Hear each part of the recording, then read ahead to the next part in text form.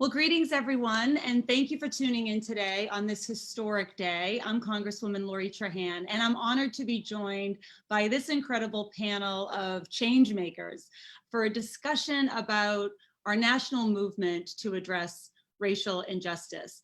It's so important that as we begin this conversation, we acknowledge this day and the significance of Juneteenth, a holiday which commemorates the freeing of slaves in the state of Texas 2.5 years after President Lincoln signed the Emancipation Proclamation. This day serves as a reminder that change required by law doesn't automatically convert into the change or the progress that we intend. 155 years later, that's certainly never been more true. And that's what brings us together here today, to uplift the voices of the change makers in our community and to expedite justice.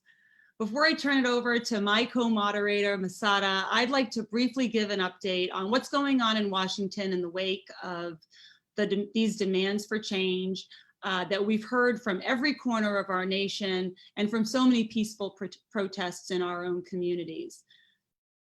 The murder of George Floyd was a breaking point in our country. The horrific footage of his strangulation at the hands of Minneapolis police officers exposed law enforcement that has gone unchecked for decades, and the deep wounds in our nation caused by centuries of racial injustice and failed policies. It's easy for it to seem to some like these issues are just now resurfacing, but for many Black and Brown Americans, bias, discrimination, and racism have been a painful part of everyday life for too long. What has been particularly painful is the fact that a Black man or woman's account of racial injustice or police brutality often isn't enough. It still takes visual displays of racism and brutality for people to wake up to the fact that in 2020, America still isn't a land of equality. In the 1950s, news cameras and photographers brought the images of legalized racism into homes across our country. And for the first time, it became impossible to turn a blind eye to the inequality that persisted for Black Americans. 70 years later, it was cell phone cameras and social media that are used to capture and broadcast the continued pattern of indefensible use of force by police who are disproportionately targeting African American communities. You'll all be returning to Washington next week to vote for the Justice and Policing Act of 2020. This legislation, led by the Congressional Black Caucus, will overhaul policing in communities across the country by ending police brutality, requiring increased transparency, and making sure that officers are not only held accountable for their own conduct, but also empowered to hold each other accountable without the fear of retaliation. This comprehensive legislation is long overdue. Had the Justice and Policing Act been law years ago, George Floyd and Eric Gardner, they wouldn't have been killed by chokeholds because they're banned under this bill.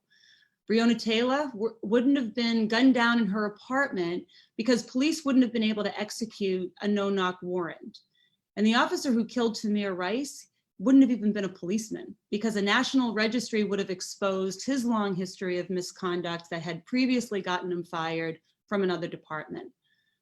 This bill is historic, but it's important that you know that I don't view this as the solution to injustice in our country. Passing this bill is a necessary step in the right direction, but our agenda goes far beyond law enforcement. We've always encountered excuses as to why we can't tackle disparities in who does and doesn't have access to healthcare, good quality schools, clean air and drinking water, a fair workplace, affordable housing, and a dignified criminal justice system. But we're working to change that pattern because we're tired of inaction. Committees in the House are already hard at work looking at racial inequality in all areas of life, from our military judicial system to the classroom. We must confront structural racism in every facet of our lives and ensure that this moment is a turning point for action. Okay, so now I'd like to turn it over to my co-moderator, Masada Jones. Masada is the founder and executive director of the Kindred Project, where she works to strengthen and increase the visibility of the Black community in Lowell.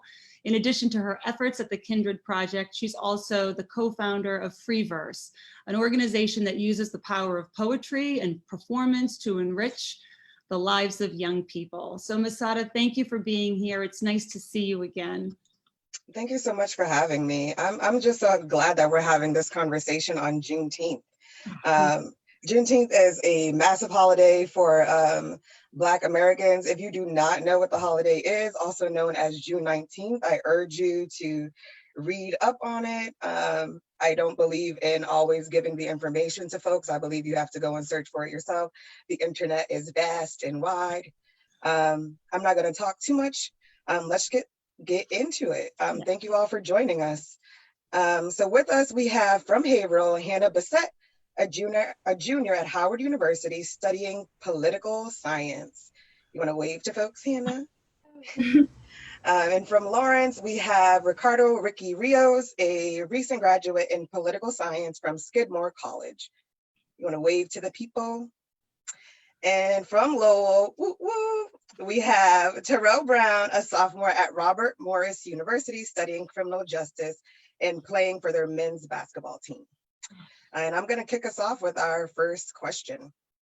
So, what was the catalyst for you to become an organizer in this movement rather than a participant? And you all can just unmute yourselves at one at a time and let's get into it. I'll go.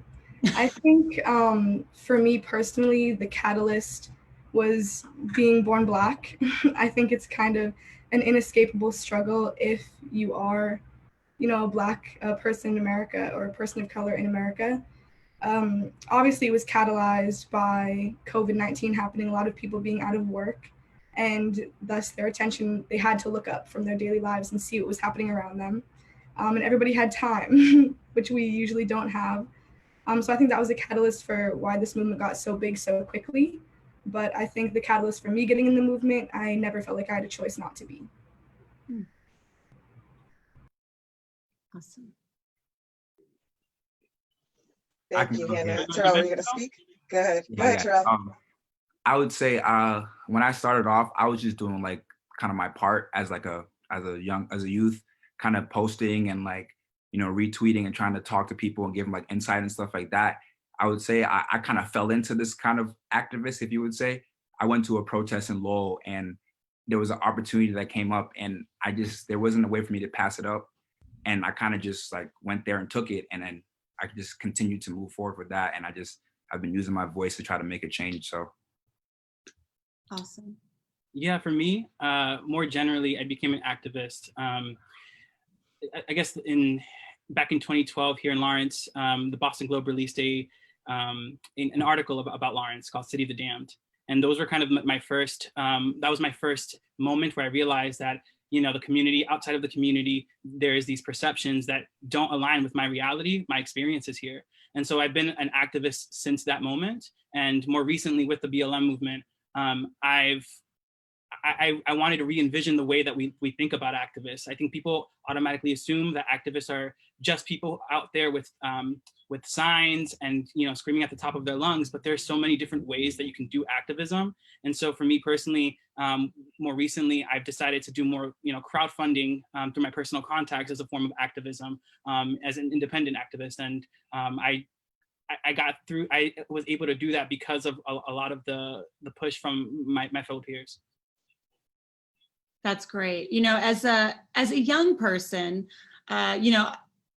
I've always believed, and I don't think I'm alone, but our young people are our greatest asset, right? I mean, it's just, that is what gives so many people hope and optimism in the future, is watching all of you, in the streets, on the commons and parks, sort of speak your truth from such an authentic place.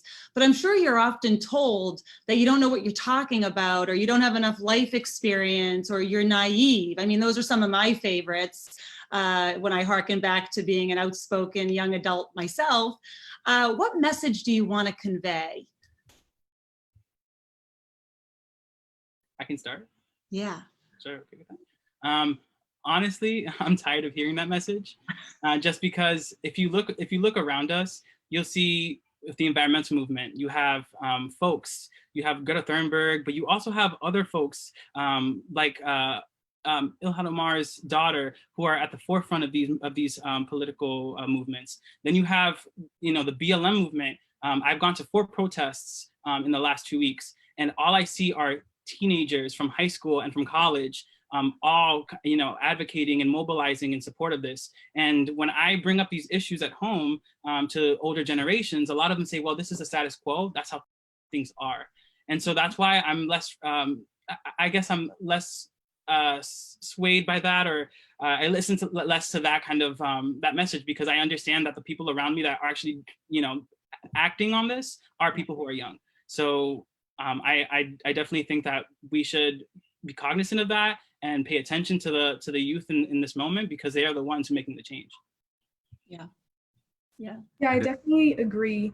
I mean, youth have been at the forefront of many movements. And as for the kind of the age and intelligence question, I think it's really interesting to grow up in an environment like Massachusetts, which is such a white space.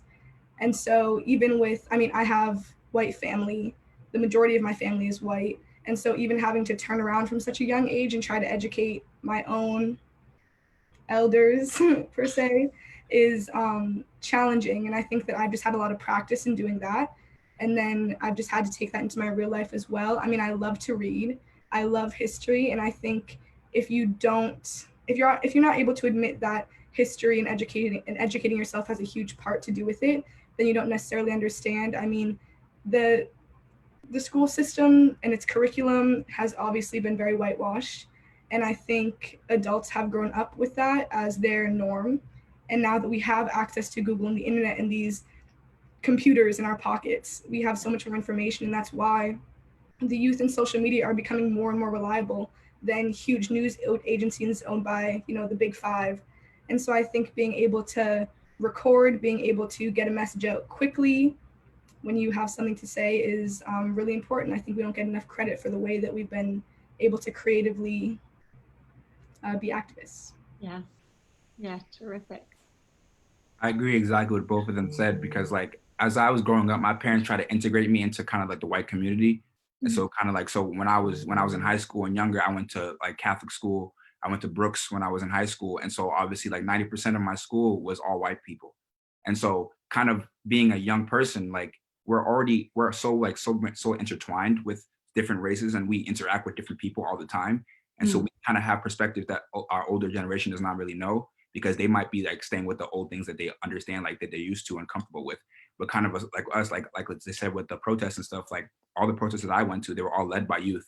Like the youth set it up. We all like social media is such a big thing with us. So we use the social media to interact with each other and kind of bring each other closer. That way we can kind of like use our voices better and just like kind of make it like keep going. And so like I would say that the whole naive thing is like, I think they think that we might not understand what they've gone through, but they also don't understand what we're going through right now. So our communication together could help make a big change in that way. So That's great.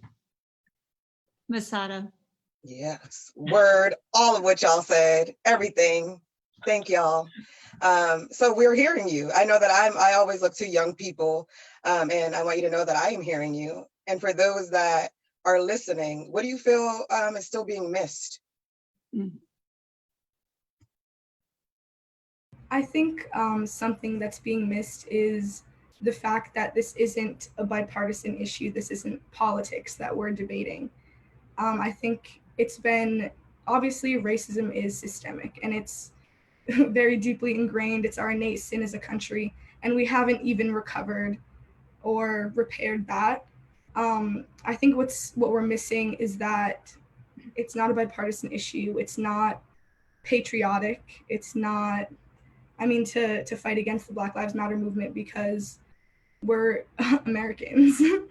And I think people that still back ideals that were so heavily enforced by the Confederacy are, and then claiming patriotism behind that is like, well, no, they were trying to secede. So if you're American, if you really want to be truly American, then come fight with us. I think it's important that we recognize that just because a racist politician says something racist and puts that racism into law does not make racism politics.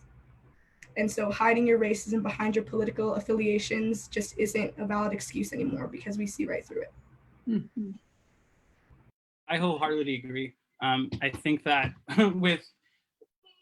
I keep saying back time and time again that, you know, Black Lives Matter isn't a political issue. It's a declaration of humanity. These are Black people going out there and saying, I am human, I am an American, you know? And so it's always been ludicrous to me to think that people actually thought that statement was, you know, political in of itself, when they're just saying, I want to live and I want to be free.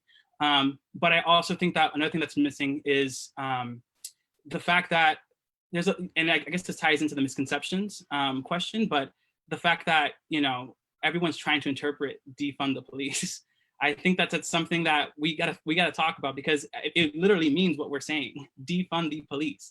It's talking about allocating those funds and putting them into resources for the community, into social workers, into education, into art, into all these different things. I mean, just in Lawrence, I read an article from the Eagle Tribune yesterday that said that there's an intention for the fiscal year budget for 2021. They're intending to put $600,000 towards youth programs and police training.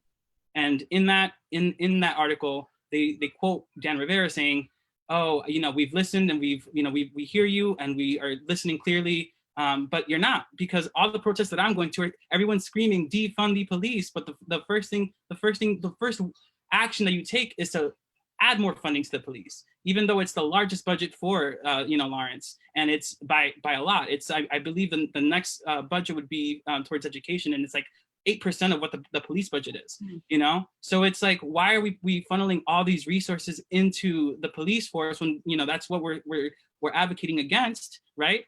Because if it's an inherently violent system, you know, it's rooted in incarcerating folks, you know, through racism, through slavery. You know, that's how they responded in the South, is, okay, we freed slaves, so now we're gonna incarcerate them so we can use their bodies for labor that way, you know? So I think we have to, you know, stop saying, okay, how are we interpreting defund the police, and just take it for what it is at face value. It means taking that money and pouring it into resources. Mm-hmm. I would also say, like, one thing that people maybe are like, one thing that's missing would be like kind of like seeing that this is not just a now. This has been before and will keep going until change happens. Until I can walk outside and feel comfortable driving by a cop and not freezing up. Exactly. So when we got to understand that us as people of color and also the white people that are also in this movement who are ready for, like, to make a change, we're not gonna stop. Like, it's not a thing that, okay, yeah, someone died, let's protest for a month, now we're gonna go back to our regular lives. No, we're not doing that. We're gonna keep on going, and all the things that we're doing it's beautiful. Like, they're all the peaceful protests, all the different like Black Lives Matters, like, paintings all over the world, like the country and stuff like that. Like, that's what, like, people need to understand, that just because you step in for a little bit and do your part and then you go back home and think you're good, like, you have to put yourself in our shoes. When I go back home, I still have to figure out how the next day I walk outside, if that might be the last day I walk outside.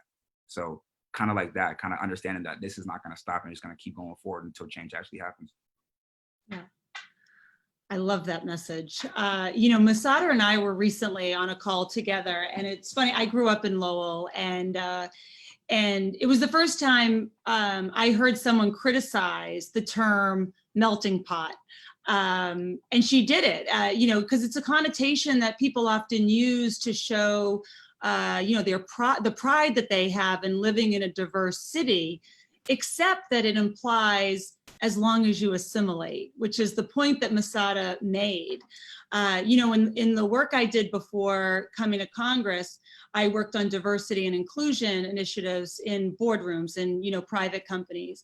And we would actually emphasize exactly the opposite. It was authenticity over assimilation. You know, we don't need more groupthink. We don't need more common information effect. We actually need to hear perspectives that we wouldn't think of on our own, or experiences that we haven't lived if we want to perform better, have a better economy, all of that. And like, you all embody that. I mean, I saw Hannah. I've never seen a young woman so comfortable in her own skin. She was like up on a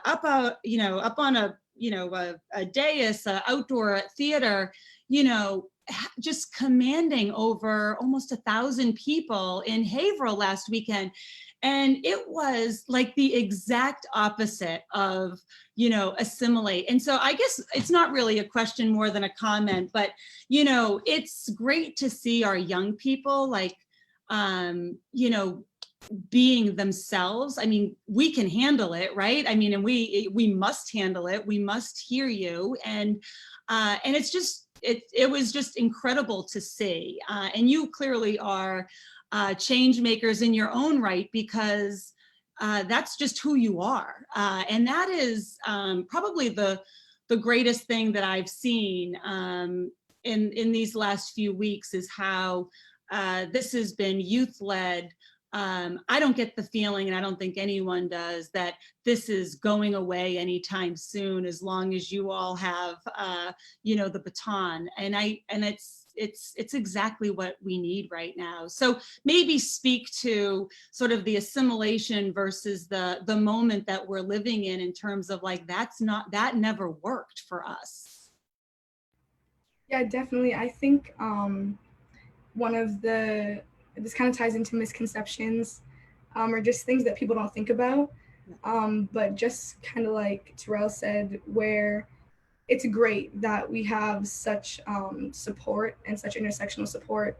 There's every different type of person is coming out to protest with us. You're seeing everybody at protests, but it's important to recognize that just because you've come in as a non-Black person or a non-person of color and done your part for the day, that's not enough to be satisfied.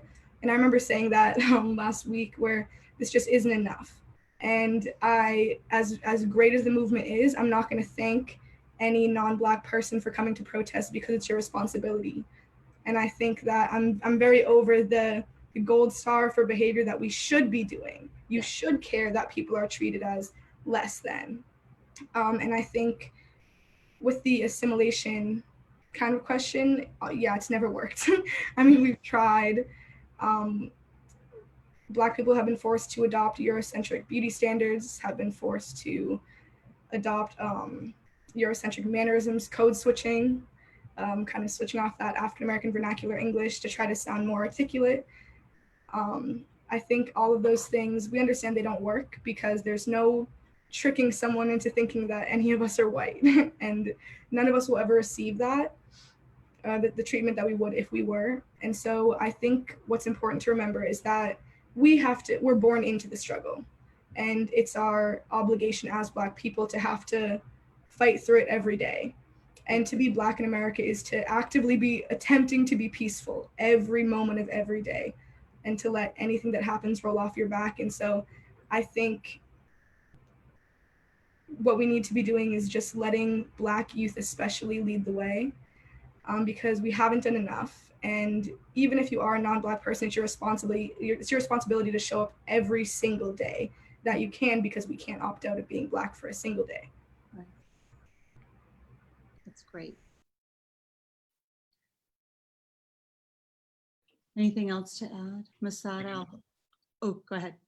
Yeah, I wholeheartedly agree with what Hannah said. I also think that it's hard not to agree. I know, she's, yeah. Hannah says. Yeah, props to you.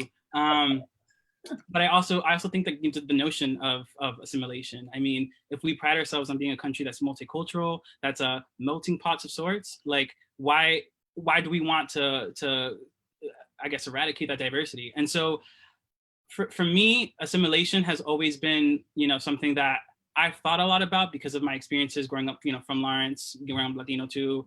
One of the key things, I grew up going to a lot of white-led programs, like summer programs all throughout high school, and then obviously attending a PWI for college.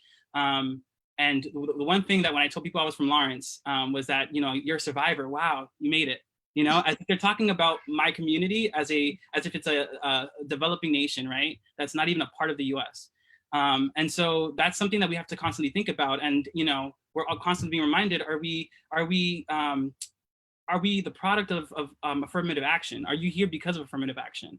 Are you here? Did you get this job? Were you hired for tokenism? These are all different things that we constantly have to think about in assimilation, you know, and that's actually one thing that I'm right now fighting against in my own company, my own law firm that I'm working for now, is, you know, how do we, personally, I don't want to get into the details about that, but just, you know, how do we support our employees of color? And how are we making sure that they're not only being hired and they're being incentivized to come into the workforce, but how are they being elevated? Are they being given opportunities and resources to grow within the company? And are they being given support in moments like these where, you know, a tragic incident like George Floyd happened? And, you know, is there any support to kind of have a dialogue? Because, you know, companies and schools don't exist in a vacuum. You know, they are affected by the context in the communities that they are in. So yeah, I think that assimilation has never worked, and I don't think that we should even strive for anything close to it. And but you know, there used to be a time when like the advice would be, you know, even with women, like just go along to get along, right? Like it was, you know, a lot of women even to you know, succeed in business, like, you know, they more adopted what men did than like bringing their own, you know, sort of authentic voice and perspective to the table.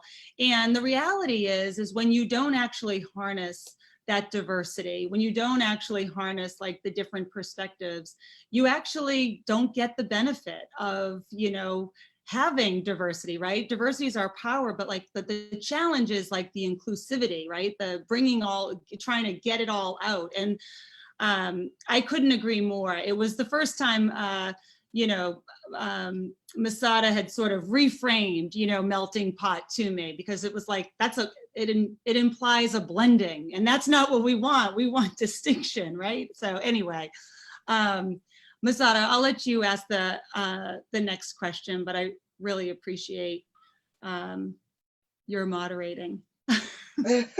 Thank you. So I think all three of you have mentioned that this movement is not just a moment. It's going to be a while, and the fight continues. So what do you intend to do to take care of yourself, to keep yourself healthy, and your sanity intact? Because I know that the struggle is real. So what do you intend to do to make sure you're healthy and sane?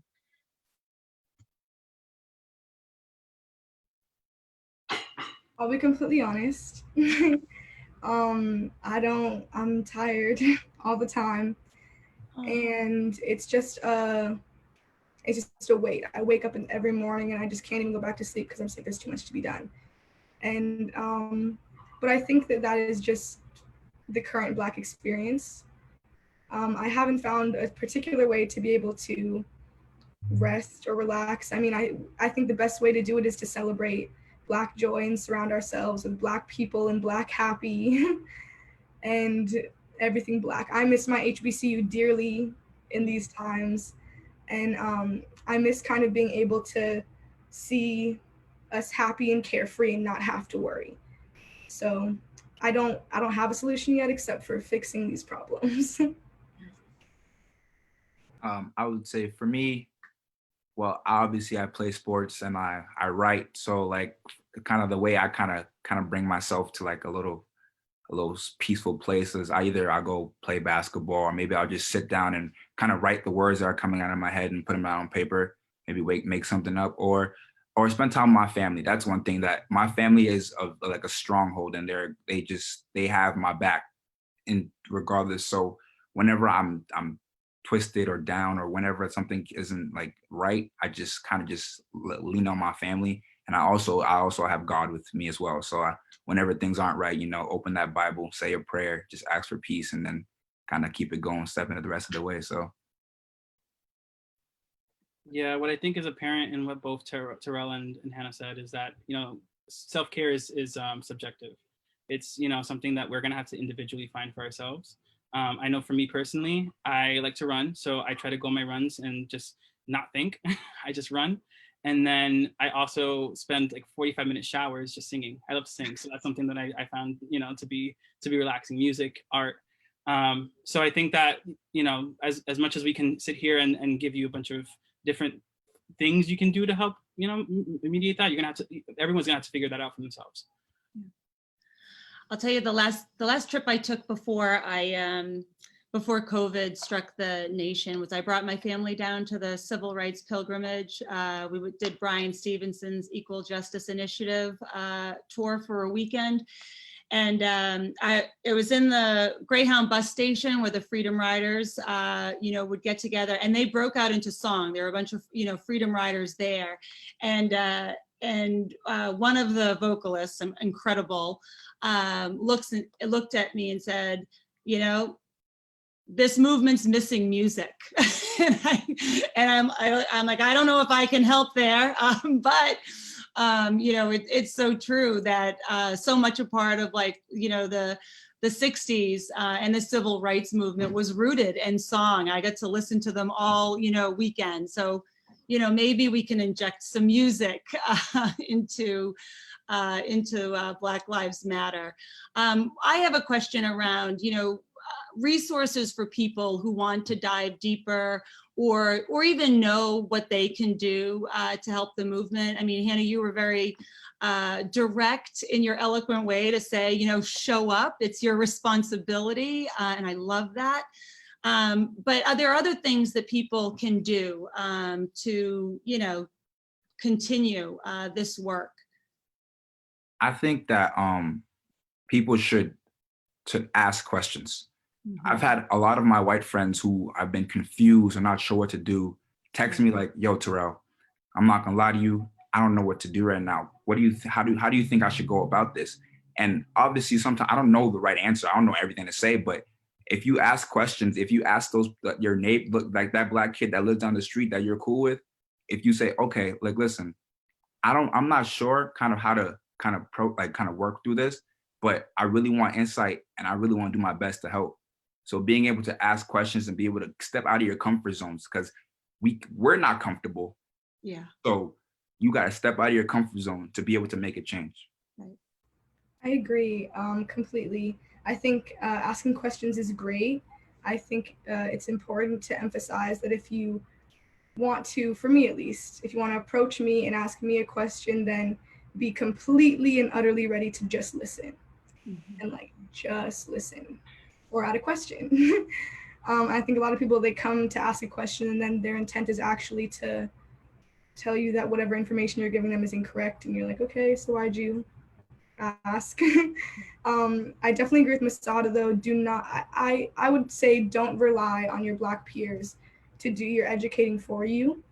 I found it really frustrating trying to go over kind of the basics with a lot of people, which I understand is necessity, but the internet is a beautiful thing most of the time. And I think that we can utilize that. And I think that part of being a part of the movement is taking responsibility for your own lack of knowledge or taking responsibility for not asking questions during your education. Because if you had asked the right questions, then they would have told you, oh, well, Washington's teeth, they really weren't wood. You shouldn't have asked though, because it'll gross you out. And I think that a lot of those things, and taking responsibility for your own education, taking responsibility for your own intellect is important. Yes. Read history written by Black authors, support Black businesses, support Black people, call out intolerance when you see it in your day-to-day life, because that's a part of the discomfort. Because Black people, we do it all the time. Anytime somebody says something off, it's like, ooh. And I think that we see white people doing that a lot less just because it's uncomfortable. It's like, ooh, but my friend, I don't want this political issue to get in the way. It's not political. Yeah. And so it's right for you to call out something that's dehumanizing or demeaning. Sign petitions, donate to bail funds for peaceful protesters. And that's it. Yeah, I just wanted to reemphasize that point about, you know, making sure that if you are reaching out to someone who is of color about these issues, that you preface it with, are you okay to answer this question? You know, because you don't want, that's a lot of energy and a lot of, you know, effort to put into it. And it just, you know, living these experiences is enough. it's already daunting. As Hannah mentioned, it's a weight. It's a weight on us every single day. So then to have to sit here, and even though we didn't go to school for education, you know, to sit here and be teachers to everyone. So I would just, I mean, Google is a great thing, like Hannah said. I obviously use caution in where you're getting your sources, make sure that they're reliable. It takes a minute to look up where the article is from or who the article is written by. You know, Google search that author to make sure that it's a credible source. But there's a plethora of different, you know, articles and documentaries. 13th, we just had a viewing with Marianela Rivera, who's running for state senate.